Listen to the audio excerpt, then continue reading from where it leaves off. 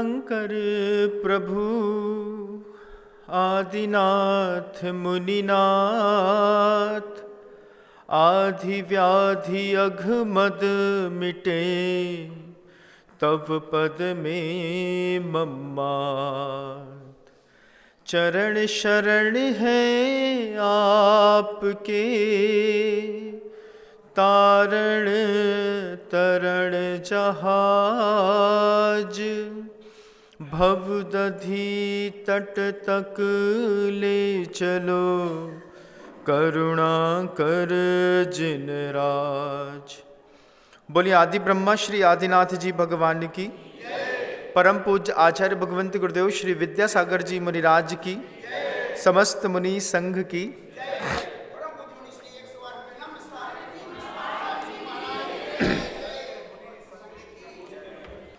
संसार में सुख किस चीज का? एक बार अपने अंतर्मन से खुद पूछिए। आप घर में रहते हो, किस चीज का सुख है? एक बार आंख बंद करके स्वयं सोचो। घर का सुख है, भोजन का सुख है, स्वास्थ्य का सुख है, पति का सुख है, आपको अच्छी साड़ियों का सुख है, बड़ी गाड़ी का सुख है, लाड़ी का सुख है। किस चीज में आप संसार में रह करके किस चीज से अपने आप को सुखी मानते हैं? ये चिंतन बड़े बड़े गुरुओं ने गृहस्थों के लिए दिया। आप भले ही सुबह से लेकर शाम तक, जैसा केचुआ गोबर में पड़ करके मेहनत करता है, गोबर में पड़े हुए केचुए की मेहनत देखिएगा। 24 घंटे गोबर को खाता रहता है, 24 घंटे एक तरफ से खाता रहता है और दूसरी तरफ से वो 24 घंटे निकलता भी रहता है, और उसी गोबर को खाते खाते फिर वो जो छोड़ता है तो धीरे से खाद बन जाती है। केंचुए के पेट में 1 मिनट के लिए भी कुछ रुकता नहीं है, 1 मिनट के लिए भी उसकी प्रकृति रहती है, वो 24 घंटे खाता रहता है। आपसे पूछना चाहते हैं, वो जो संसार में सुख है वो किस बात का है? किस बात का? दुनिया भर के जो लोग मुझे बहुत गहराई के साथ सुनते हैं, गाड़ी में चलते हुए भी सामने मान लो हीटर लगा है, उससे अच्छी गर्म हवा आ रही है और आप अच्छे लंबे सफ़र में गए हैं, लेह लद्दाख गए हैं, अच्छे जूते पहन लिए हैं, अच्छा डायमंड है, अच्छा गोल्ड है आपके घर के अंदर, अच्छा कैश है, बैंक बैलेंस है। क्या ये सुख का कारण है कि सुविधा का कारण है? किसका कारण है बताइएगा थोड़ा सा। अच्छी गाड़ियां सुविधा का कारण है, अच्छा पैसा सुविधा का कारण है, अच्छे लोग सुविधा का कारण है, अच्छा भोजन पत्नी घर के अंदर बना के दे दे, सुख नहीं है, सुविधा है। सुविधा में और सुख में अंतर होता है कि नहीं? कहते तो हैं आप घर के अंदर, महाराज हमारे घर के अंदर सब सुख सुविधाएं साधन महसूस हैं। सुख का साधन क्या है और सुविधा का साधन क्या है? एक बार ठंडे दिमाग से अपने स्वयं का चिंतन करिए कि आपके घर के अंदर सुविधा के साधन कितने हैं और सुख के साधन कितने हैं। फिर आपको पता चलेगा कि जीवन भर की जो दौड़ है वो सुविधा के साधनों के लिए है, सुख के साधन तो है ही नहीं। संसार में सुख किस बात का है?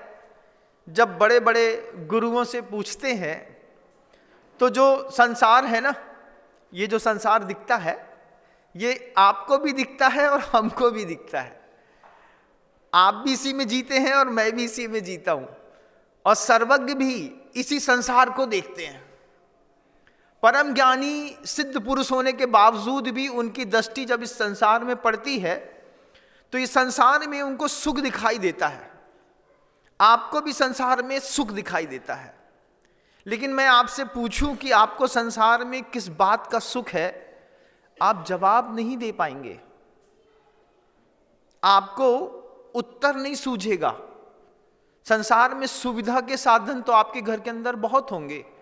ठंडी है तो बड़े बड़े अच्छे जैकेट्स पहन लिए हैं, पैसा है तो सुविधा है तो घूमने चले गए हैं। लेकिन आचार्यों से फिर एक गृहस्थ ने पूछा, महाराज आपने पूछा तो जरूर कि संसार में सुख किस बात का है, अपने बोध में पल्ले में तो नहीं बैठता भैया। महाराज आप ही बता दीजिए कि संसार में संसारी प्राणी को किस बात का सुख मिलता है। मैं बताऊं कि आप बताएंगे? आप बताइए महाराज।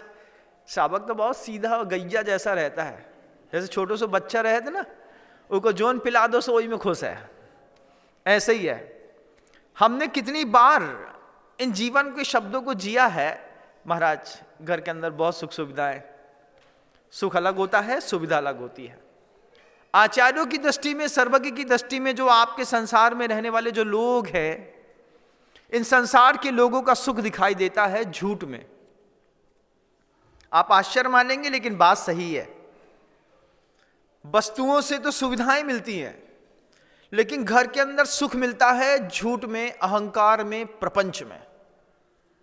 आप देख लीजिए, मान लीजिए पिता है और बच्चा उनको पैसा तो दे लेकिन सम्मान न दे।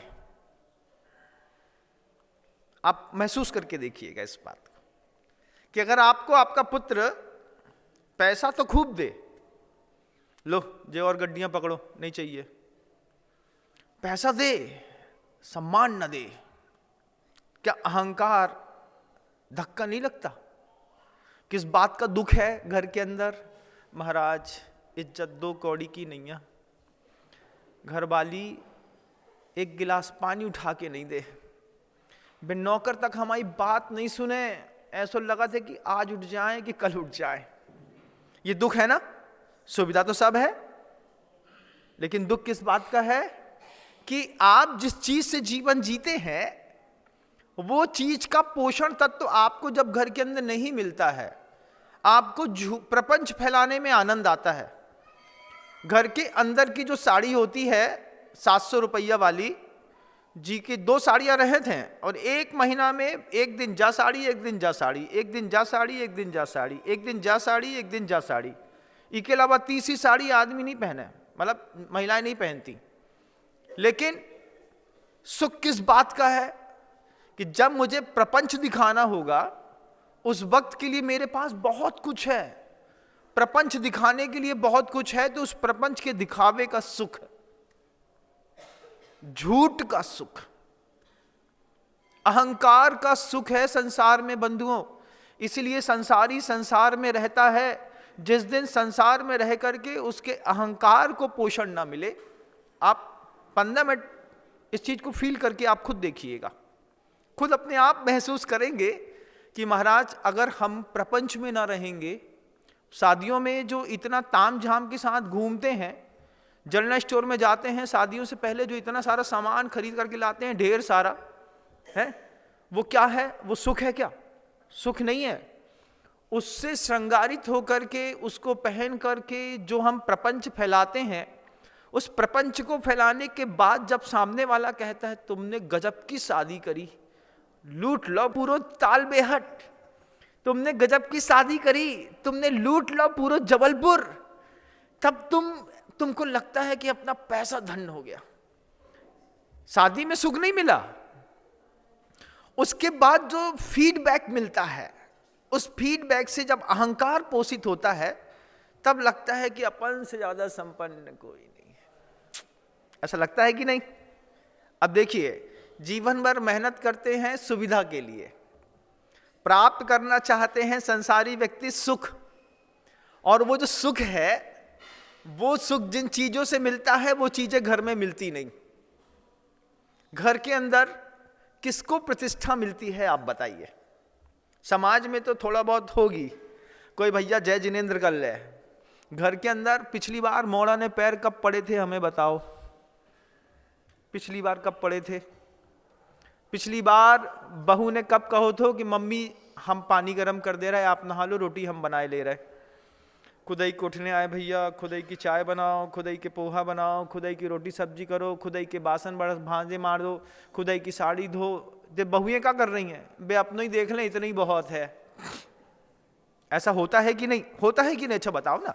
अपन बैठे हैं ना, संवाद है, संवाद को कुशलता से समझेंगे तो संवाद के पीछे का विवाद और समाधान भी दिखाई देगा। सबसे पहली बात यह है कि हमारे संसार में जो रस आता है, वो रस आता है झूठ का, वो रस आता है प्रपंच का, वो रस निकलता है अहंकार से। और जिस दिन संसार से झूठ का, अहंकार का, प्रपंच का रस निकलना बंद हो जाता है, उस दिन संसार में रहना बेकार लगता है। आचार्य भगवंत कहते हैं जब यही चीजें घर में नहीं मिलती तो फिर घर में आपस में साथ में रहते हुए भी जीवन में जहर चढ़ने लगता है। फिर क्या होता है? चिड़चिड़ मचती है। बड़े कक्का आए और छोटे भैया के बड़े मौड़ा ने अपनी थाली उठाई और अंदर चलो गो। किस बात की चिड़चिड़ थी? भोजन तो कर रहे थे अच्छे से, उनकी खटखट की आवाज क्या सुनाई दी? अपने अहंकार को धक्का लगा कि जे हमारे अहंकार को पोषण नहीं करे, ई के सामने तो रोटी खाबो भी बेकार है। और फिर उठे और वहां से चले गए। होता है कि नहीं? देखो बताओ, एक बार बताओ। जैसे बहुत सारे लोग होते हैं ना, हम नाम बदल के बात कर लेते हैं, हम नाम बदल के बात कर लेते हैं। कुत्ता बिल्ली, कुत्ता और बिल्ली के बीच में क्या है? अहंकार। कुत्ता के बिल्ली हमारी बात नहीं सुने, शेर की मौसी कहानी छोड़े नहीं उके। बिल्ली के बेटा हम भी शेर की मौसियां हैं, तुम्हें न छोड़ हैं। एक दूसरे से लड़ते रहते हैं। कई बार ये चीजें जातिगत भी हो जाती है। जातिगत में आ जाती है तो एक ही समाज में रहते हुए भी एक जो है ना, वे कछू हैं, एक कछू हैं, आपस में ठसाठसी किस बात की? भैया अहंकार।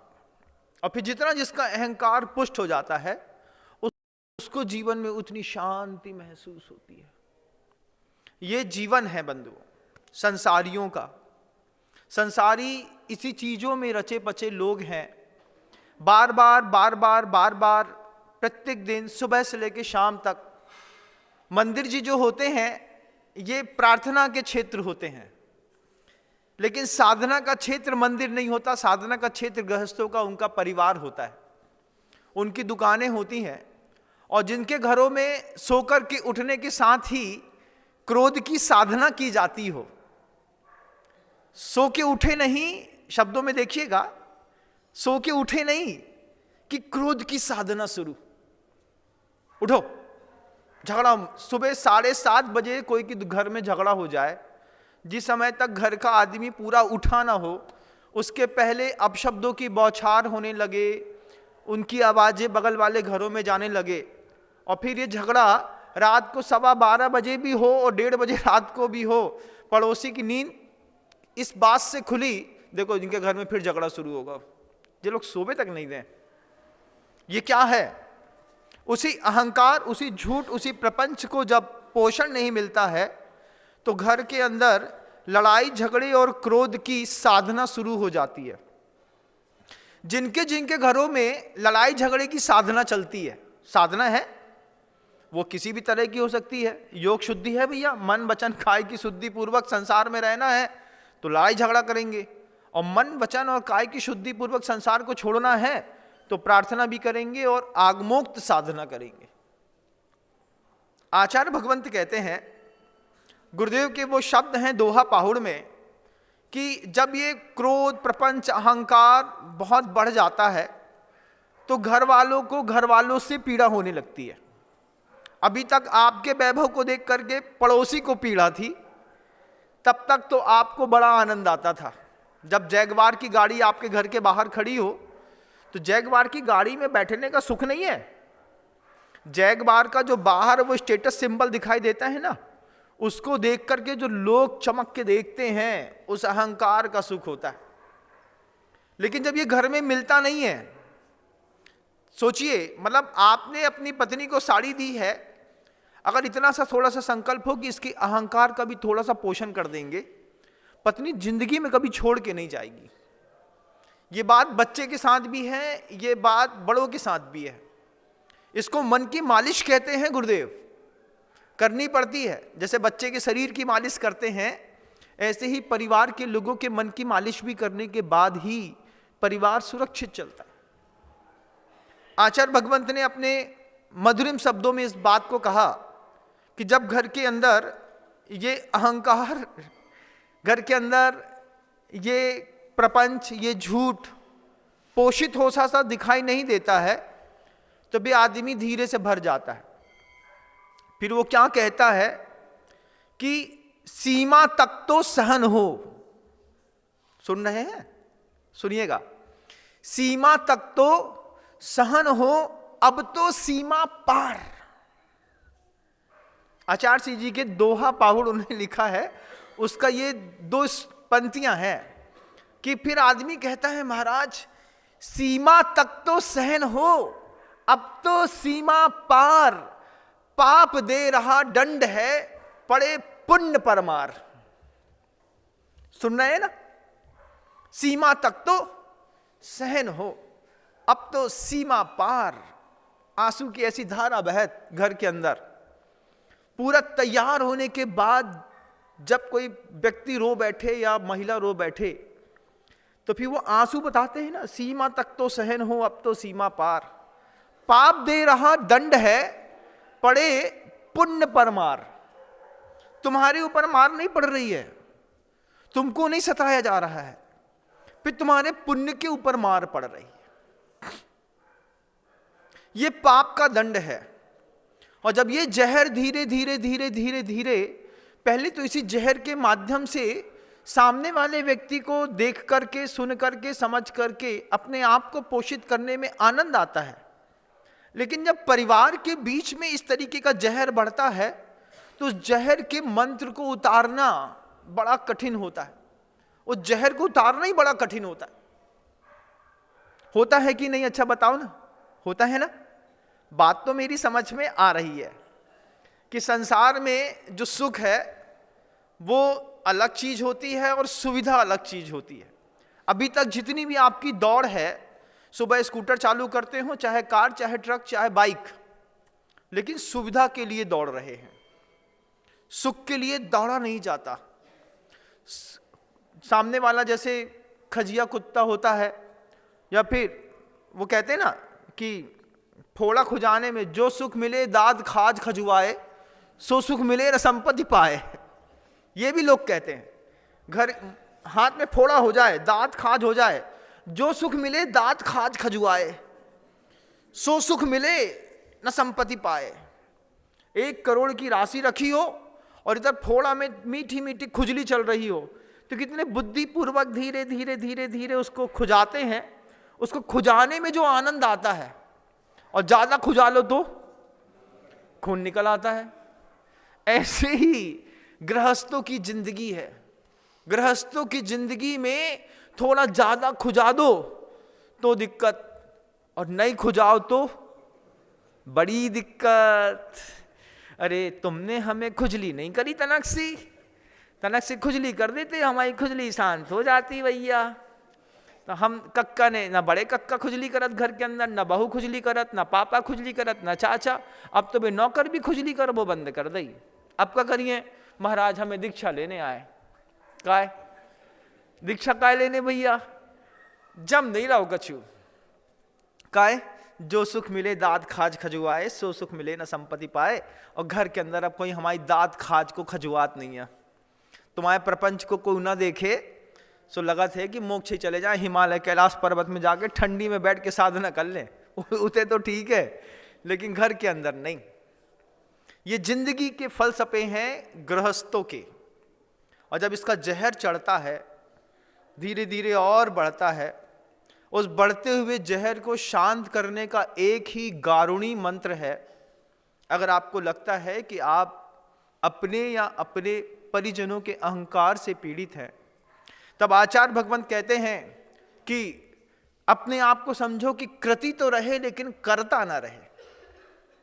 शब्द गुरुदेव के, सीमा तक तो सहन हो, अब तो सीमा पार, पाप दे रहा दंड है, पड़े पुण्य पर मार।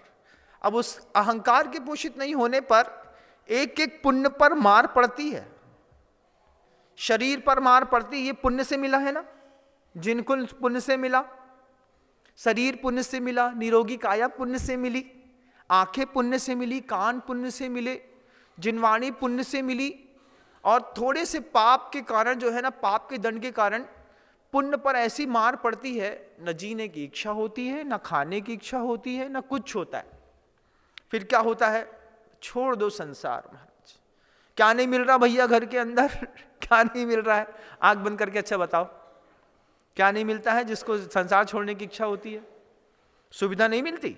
सुविधा तो सब मिलती है महाराज, सुख नहीं मिलता। सो सुख किस बात का है तुम लोगों के पास? अच्छा मुझे बता, अब तुम लोग बताओ, मैं तुम लोग के पास काय का सुख है? वही सुख है ना जो मैं कह रहा हूं कि कुछ और भी है? कुछ और नहीं है। सर्वज्ञ भी संसार को उसी दृष्टि से देखते हैं जिस दृष्टि से हम आप देखते हैं, लेकिन उनका दृष्टिकोण अलग है, मेरा दृष्टिकोण अलग है। मेरे दृष्टिकोण में संसार का जो सुख है वो मुझे कहने में तो नहीं आता, लेकिन मैं उसके अनुभव के बिना जी नहीं पाता। किटी पार्टी में जाइए, 6-8 लोग बैठे हैं, आपकी कोई किसी भी प्रकार की तारीफ ना करे, आपसे कुछ कहे नहीं, कुछ पूछे नहीं, अगली बार जाना बंद। समाज में चले जाइए, भाई कक्का आ गए, भाई साहब थोड़ा सा पीछे ना खिसके प्रवचन सभा में, भैया बैठो, अगली बार जाना बंद। हम गए, हमें कोई ने देखो नहीं, कोई ने हमसे पूछी तक नहीं कि बड़े भहुआ आए हैं, इन्हें आगे बैठा दो।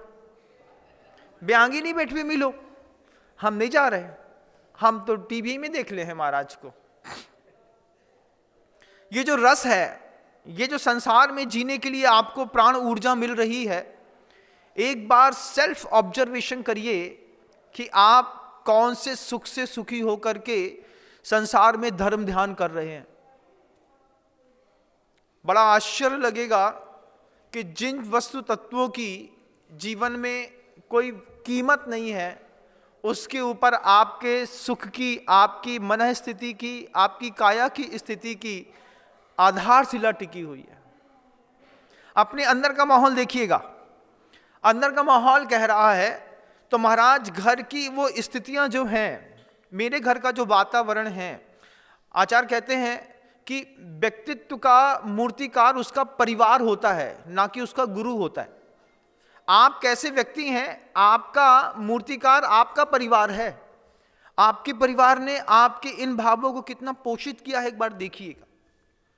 फिर आचार्यों से पूछिए जाकर के, तो फिर महाराज हमें अगर संसार में रह करके सुखी रहना है तो सुविधा युक्त तो बहुत सरल बात होती है। वही आलू प्याज के सड़े टमाटर की सब्जी तुम भी घर के अंदर खाते होगे, और वही आलू प्याज और सड़े टमाटर की सब्जी एक रिक्शा चलाने वाला छोटी सी झोपड़ी में बैठ करके, सेम खुशबू आती है दोनों जगह से, सेम खुशबू, सेम भोजन का स्वाद रहता है, सेम शरीर रहता है, सब कुछ एक जैसा रहता है। क्या अंतर रह गया तुम्हारे सुख में और रिक्शा वाले के सुख में? है तुम्हारा सुख होता तो तुम अपने आचार्यों की दृष्टि से, जिस आचार्यों ने जिन सुख की परिभाषा परिलक्षित करी है, उसको सुख समझते, लेकिन तुमने रिक्शा वाले की मानसिकता के साथ ही पूरा जीवन जिया। वो रिक्शा वाला है, सुबह से लेकर शाम तक यहां पर गुटखा फंसा करके घूमता रहता है। हमारा सुख भी गुटखा चबाने में नहीं है, थूकने में है। चबाने वाला तो एक नंबर का मूर्ख है, वो आज जानता है कि 30 साल से गुटखा की एक भी पीक पेट के अंदर नहीं डाल पाए। तो शरीर कहता है कि आज 30 साल हो गए तुमको मुंह में धरते धरते, लेकिन शरीर ने आज तक स्वीकार नहीं किया। खाने का सुख नहीं है, सिर्फ अहंकार को पोषित करके थूकने का सुख है। तुम्हारा सुख और एक रिक्शे वाले का सुख, एक बिल्कुल झोपड़पट्टी में जो बिल्कुल गंदे लोग रहते हैं, सुअर पालते हैं, खराब रहते हैं, परिस्थितियां खराब रहती हैं, उसके घर के अंदर भी उसी किराना दुकान, उसी सब्जी वाले के यहाँ से प्याज उठकर जाती है, आलू उठ करके जाता है, वो भी उसी सुख से जीवित है जिस सुख से तुम जीवित हो। तुम्हारे जिनकुल में आने के बाद सुख की परिभाषा क्यों नहीं बदली? तुम्हारे भोजन की परिभाषा क्यों नहीं बदली? तुम्हारे अहंकार की, तुम्हारे प्रपंच की, तुम्हारे झूठ की, और तुम्हारे जीवन जीने की शैली की परिभाषा क्यों नहीं बदली? आचार्य पूछ रहे हैं।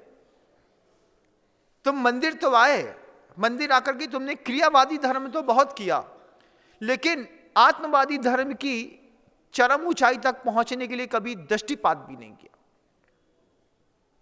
जब उस चीज को देखा नहीं तो फिर मन उन छोटी छोटी चीजों में उलझ गया। अभी भी मन उलझा है। महाराज, लहसुन, प्याज और आलू 3 चीज नहीं छूट सकती। क्यों नहीं? उसके बिना बनता ही नहीं है। तुमने स्वाद कभी देखा नहीं है कि इससे ऊंचा भी कोई स्वाद होता है। उसी छोटे स्तर की मानसिकता, छोटे स्तर की विचारधाराओं में अभक्ष्य भोजन के साथ पूरी जिंदगी निकाल दी और जैन शासन की उस महानता, उस चरम में सर्वज्ञ परमेष्टि के शब्दों को भूल गए। उन्होंने कहा कि देखो, जितना कम खाओगे, जितनी बार कम खाओगे, एक बार खाओगे तो पानी पीने का भी सुख मिलेगा, बार बार खाओगे तो अमृत भी पियोगे तो उल्टी हो जाएगी। सुबह 6 बजे से लेकर के रात को 12 बजे तक चप चप चप चप गाय बैल भैंस के जैसे जैसे भैंसा खाता रहता है, ऐसे सुबह से शुरू होते हैं, रात तक करते रहते हैं। जुगाली तो होती नहीं है, सिर्फ जाता बस रहता है। जिसने जो दो सो हाओ। घर से खाना खा के निकले, बाहर गई, कक्का फुल्की खा लो, हाँ बेटा। उनने कहीं गुटखा खा लो, हाँ बेटा। एक ने कहीं जहर खा लो, हाँ बेटा, हाँ बेटा। काहे कि हमसे कोई खावे पीवे को कहे तो मना नहीं करो, वो बात हम तो खा ले, तो सब खा लो, कोई को दिल नहीं तोड़े हम। कि कोई को दिल तोड़ने कोई बुरो लग जाए सो, तो उनने कही वो सड़े टमाटर की सब्जी खिलाई, हाँ बेटा। ये जितने भी जो डोसे वाली दुकानें होती ना बाहर रोड पे, कभी सोचिएगा इनके चावल कहाँ से आते हैं, फिर आपको मजा आएगा। ये जो तो मंदिर के जो चावल होते हैं ना, ये मंदिरों के चावल और जो सब रोड में गिरे हुए चावल रहते हैं, ये सब उठा करके वो धो धा के पीस पास के डोसा बना के खिला देते हैं, हम खा लेते। खाए हम, देखो कोई को मना नहीं कर सके, हमारी आदत में नहीं है। कोई ने कही ले लो बेटा, हाँ बेटा, हाँ तुम दे रहे सो, हाँ ठीक है। कक्का बड़े अच्छे हैं। एक दिन कक्का को कोई ने सटा दो, बोले कक्का कछु नहीं है। एक कलाकंद में थोड़ी से की काजू की कतली में कछु भी मिला के दे दो, कक्का तो हाँ बेटा, खा गए, बात खत्म हो गई। लेकिन आचार्य कहते हैं उस बात कि एक बार सर्वज्ञ की दृष्टि से देखिएगा कि घर के अंदर सुख का वातावरण कैसे बनाया जाता है, परिवार में कैसी भूमिका बनाई जाती है। छोटे से बचपन से लेकर के 7 सब्जेक्ट्स जो स्कूल में सिखाए जाते हैं, उसमें ये नीतियां, ये श्लोक नहीं सिखाए जाते। और जिन ग्रंथों में ये श्लोक, ये नीतियां परिवार के सुख के साधन सिखाए जाते हैं, उन ग्रंथों को हमने पिछली बार कब उठाया था हम भूल गए। याद भी नहीं होगा तुम लोगों को कि पिछली बार कब नीति उठा करके पढ़ी थी कि एक गृहस्थ के गृहस्थी में सुख और सुविधा दोनों चीजें किस स्तर की और कैसी होनी चाहिए, सुख की परिभाषा क्या होनी चाहिए, ये भी कभी आचार्यों से बैठ करके पूछा नहीं। जितने भी महानतम आचार्य हैं, भगवान महावीर स्वामी से लेकर के आज तक के, वे सब आज भी जीवित हैं। एक भी साधु का देवलोक गमन नहीं हुआ अभी तक। भगवान महावीर स्वामी जीवित हैं, आचार्य समन्वत गुरुदेव जीवित हैं, आचार्य कुंद भगवंत जीवित हैं, जिंदा हैं, हमारे बीच में है, अलमारियों में बंद हैं। कोई मर गया है क्या? अरे मर गए होते तो उनके नाम और निशान मिट गया होता, लेकिन वो जिंदा है। भगवान वर्धमान स्वामी भी अभी हमारे बीच पे, आचार्य संबंधवत स्वामी हमारे बीच पे, आचार्य कुंद भगवंत हमारे बीच में, आचार्य विद्यासागर जी मुनिराज, आचार्य शांति सागर जी मुनिराज, सब हमारे बीच में हैं। लेकिन एक भी आचार्य, कभी मंदिर में जिन सरस्वती की जो अलमारियां होती हैं, ग्रंथालय होते हैं, उनके बगल से निकलना तो महसूस करना कि एक साथ हजारों आचार्य मुझको देख रहे हैं, मैं कौन से आचार्य को देख रहा हूं। फिर एक किसी ग्रंथ को उठा करके सबसे पहले आचार्यों का नाम पढ़िए, कौन से आचार्य से संवाद करने के लिए ग्रंथ उठाया है, उनके चरणों की कल्पना करिए, उनको नमस्कार करिए, शुद्ध भक्ति पढ़िए, आचार्य भक्ति पढ़िए, फिर ग्रंथ का एक पन्ना पढ़िए, खोलिए, नमस्कार करते हुए बहुमान के साथ भगवान आशीर्वाद दो ना। घर कैसे चलाया जाता है, एक अच्छे गृहस्थी के सुख क्या होते हैं, आंख खोल करके उनसे पूछा। आचार्यों ने धीरे से कह दिया, नीति लिखी कि अगर एक घर को सुख संपन्न बनाना है तो परिवार के मुखिया को घर के अंदर का माहौल बनाना होगा। वो माहौल कैसा होगा? ऐसा नहीं होगा जैसा आपके यहां का है। उस माहौल होगा, बड़ों का काम है, जो उम्र में सबसे बड़ा होगा वो माहौल बनाएगा। क्या माहौल बनाएगा महाराज? तो आचार्य कहते हैं अक्रोध वैराग्य जितेंद्रियत्वम क्षमा दया शांति सर्व प्रियत्वम निर्लोभिदाता भय शोक हरता ज्ञानी नराणाम 10 लक्षणानि। ये ज्ञानी जनों के 10 लक्षण हैं। घर के अंदर का माहौल सुधारना है तो आचार्य कहते हैं सबसे पहले अक्रोध का वातावरण, मतलब क्रोध नहीं करना। लेकिन हमारे घर के अंदर तो महाराज ऐसा मचता है कि कुछ ना पूछिए। कैसा मचता है? बिल्कुल वैसे ही मचता है जैसे दो सांप आपस में लड़ते हैं। दो सांप कैसे लड़ते हैं, कभी देखा है? कभी देखिएगा। सांप पहले एक दूसरे को फन ऊंचा करके, दोनों सांप जो है ना एक दूसरे को आंखों से टटेरते हैं। टटेरने के बाद फिर फुफकार मारते हैं। शब्दों की फुफकार घर के अंदर कोई मारता है कि नहीं मारता? मारता है ना घर के अंदर। अच्छा बताओ तुमको कौन शब्दों की फुफकार मारता है? वृद्ध आदमी को कौन मारता है शब्दों की फुफकार? कोई ना कोई तो एक आदमी तो घर के अंदर मिलेगा ऐड़ा जो शब्दों की फुफकार मारता होगा। नहीं तो फिर संसार छोड़ोगे क्यों? फिर बोलोगे नहीं हम संसार में ही ठीक है, हमको कोई प्रॉब्लम ही नहीं है संसार में। लेकिन प्रॉब्लम है।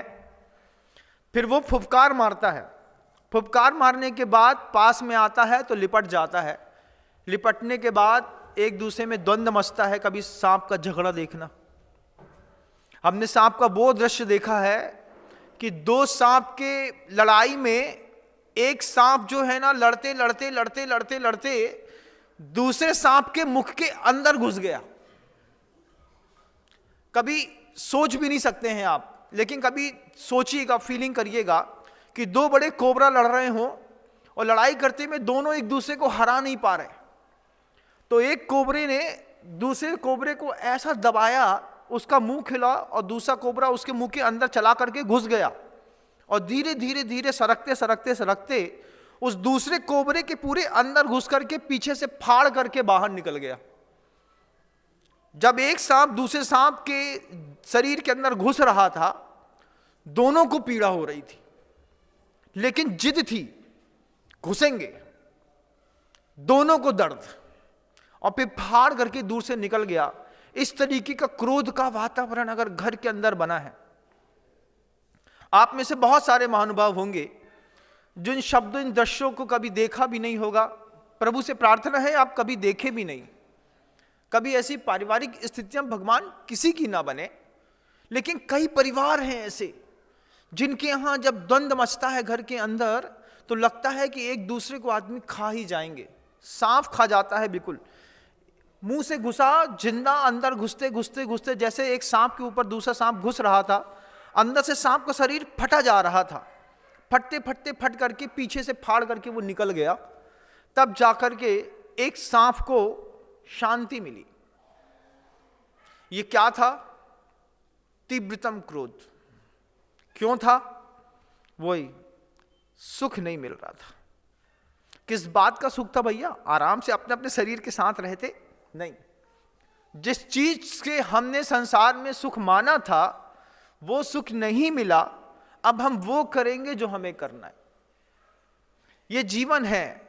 आचार्य ने कहा है अक्रोध वैराग्य जितेंद्रियत्वम क्षमा दया शांति सर्व प्रियत्वम निर्लोभिधाता भय शोक हरता ज्ञानी नराणाम 10 लक्षणानि। ज्ञानी जनों के 10 लक्षण हैं। घर के अंदर का माहौल है सबसे पहले अक्रोध में बनाना। वाइब्रेशन खराब होती है, बैठ के समझा दिया, बहुत अच्छी बात है। नहीं समझा पाए तो अपराधी आप हैं। सुविधा तो दे सकते हैं, सुख नहीं दे सकते। अगला शब्द कहते हैं आचार्य भगवंत की वैराग्य भी घर के अंदर होना चाहिए। इतना भी घर के अंदर का माहौल इतना रसमय ना बना रहे कि कोई व्यक्ति का वियोग हो जाए तो हम सह ना पाए। विक्रमादित्य थे, विक्रमादित्य का भाई था पृथ्वीराज। पृथ्वीराज भाई की एक पत्नी थी जिसका नाम था लीला देवी। लीला देवी इतनी सुंदर दिखती थी कि अगर वो पान भी खाती थी तो इतनी बिल्कुल पतली और गोरी चमड़ी की थी कि पान खाती थी तो गले में उस पान का रंग दिखाई देता था। कभी देखिएगा कि कोई ऐसा कैसा हो सकता है। और पृथ्वीराज अपनी पत्नी को जान से ज्यादा स्नेह करते थे, और जीवन का सूत्र है, तुम जिससे सर्वाधिक प्रेम करोगे वो सर्वाधिक दर्द देकर के चला जाएगा।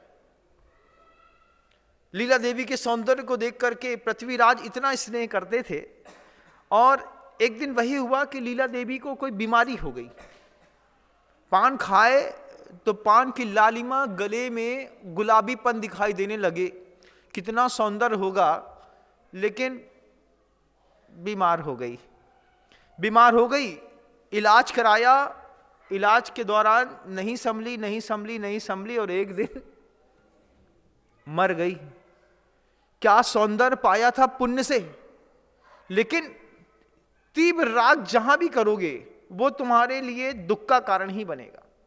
आचार्य कहते हैं, धन से कर लो, पुत्र से कर लो, संपत्ति से कर लो, परिवार से कर लो, व्यक्ति से कर लो, वस्तु से कर लो, परिस्थिति से कर लो, जिससे भी तुम्हारा तीव्र राग है वही तुम्हारे दुख का सबसे बड़ा कारण है। लीला देवी मर क्या गई, पृथ्वीराज उसको मरा मानने तैयार नहीं। मरा मान लिया तो लकड़ी में चढ़ा करके उठाने तैयार नहीं। बड़ी मुश्किल से उसको शमशान घाट तक ले गए, लकड़ी के ऊपर चढ़ाया तो पृथ्वीराज को पकड़ना पड़ा कि ये अपनी पत्नी के प्रेम में पागल होकर के कहीं ऐसा ना हो कि चिता में कूद करके जान दे दे। पृथ्वीराज को 4 लोगों ने अपने हाथ से पकड़ा, विक्रमादित्य के भाई को। जब लीला देवी जल गई, पृथ्वीराज देखते रहे, रोते रहे, देखते रहे, रोते रहे, देखते रहे, रोते रहे, मेरी पत्नी मर गई, मर गई, मर गई, मर ही गई। अब तो मर ही गई। चाहे पत्नी के लिए पति के लिए पत्नी मर गई, चाहे पत्नी के लिए पति मर गया, अब तो बोलो ना, मर ही गया। अब मर ही गया तो समझ जाने में फायदा है। लेकिन पृथ्वीराज का तीव्र लोभ था, तीव्र राग था लीला देवी के प्रति। वो पूरी आग में अपनी आंख से उसने अपनी सौंदर्यवान उस पत्नी को जलते हुए देखा, और फिर कसम खा ली। किस बात की कसम खा ली? कि इस आग ने मेरी पत्नी खाई है, आज के बाद मैं आग से पकी हुई कोई चीज नहीं खाऊंगा। कितनी उल्टी कसम थी, सोचो। जरूरी थी कि ऐसी कसम खाना?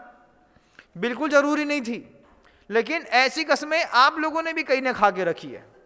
हमारे कक्का धनतेरस को मरे थे, उसके बाद से हम लोगों ने धनतेरस मनाबो बंद कर दी कि नहीं? बताओ भाई, हम झूठे हैं तो बताओ। बोलो महाराज गलत बात है, लेकिन वो ही है भैया, हम लोग पहलो व्रत नहीं मनाए। का है? क्षमा के दिन पापा खत्म हो गए थे, तब से हम लोगों ने क्षमा के दिन मंदिर जाबो बंद कर दो, क्षमा के दिन दया क्षमा कर वो बंद कर दी।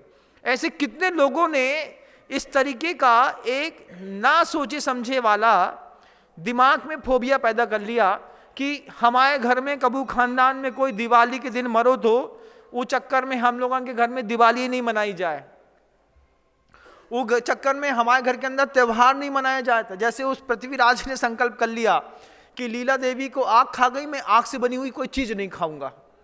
अरे खा गई तो खा गई, लेकिन संकल्प है। आप लोग भी बड़े कट्टर हैं ये मामले में, हो कि नहीं? अच्छा बताओ, कितने घरों में ऐसे होते कि नहीं हुए? होते महाराज। हमारे कहाँ धनतेरस नहीं मनाई जाए, हमारे कहाँ रक्षाबंधन नहीं मनाया जाए, हमारे कहाँ भगवान को त्योहार तीज नहीं मनाई जाए। का है? बड़े कक्का खत्म हो गए थे यही दिन।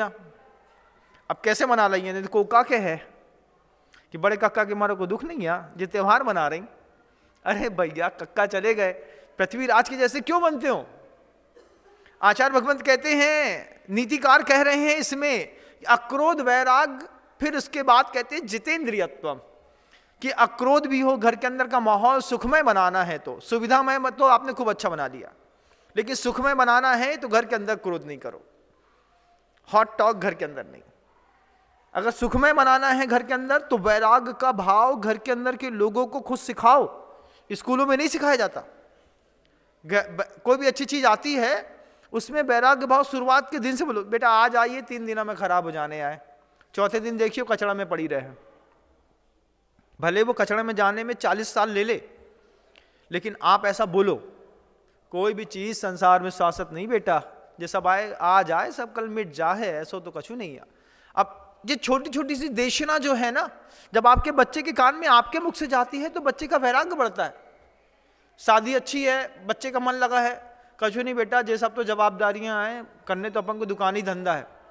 एक बार वैराग्य का दर्शन अगर घर के अंदर आप रोज थोड़ा थोड़ा कराएंगे तो कम से कम आपके परिवार में किसी व्यक्ति के जाने पर, किसी व्यक्ति के आने पर इतना ज्यादा हर्ष और विषाद नहीं होगा।